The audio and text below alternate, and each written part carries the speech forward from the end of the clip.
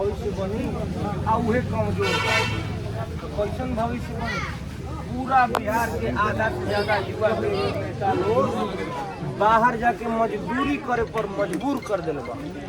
अब बाहर जाके लोग मजदूरी करेला ना, वो सम्मान से ना करे। बिहारी शब्द एगो गाड़ी के तरह यूज कर जाला। अरे बिहारिया, अरे बिहारी ऐसे करके बुलाया जाता है बिहारी लड़कों को। ये बदहाली से निकले के चाहिए ना बिहार। बिहार में ही हमनी के उच्च शिक्षा और रोजी रोजगार बिहार में ही चाहिए।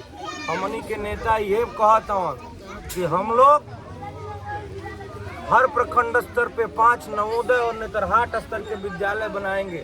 और जब तक से नहीं बन जाता है तब तक से आप अपने बच्चे को प्राइवेट अंग्रेजी स्कूल में भेजिए, उसका खर्चा उसका फीस सरकार देगा।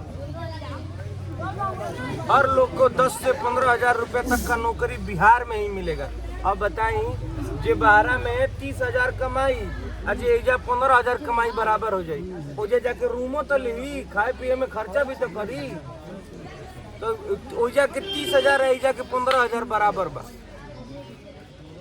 समझ ही ना। तो हमनी के मेन उद्देश्य बा कि एजे बढ़िया शिक्षा होके आ एजे रोजी रोजगार होके। हमनी के नेता कहता हन कि आज तक रुआ जौन चीज देख के वोट देनी, लेकिन इनकी पारी अपना अपना लइकन के मुंह देख के उन्हीं के रोजी रोजगार और शिक्षा कर एक बेरी रुआ सब देख के देखी जा जरूर हो जाए। कैसे कि जौना चीज खातिर से पहले वोट देनी मिलल बा भाई। रुआ सब वोट देने जाके बिजली आ जाओ तो बिजली भले बिजली बिल बेसी आवता, लेकिन बिजलिया तो होते ना बा।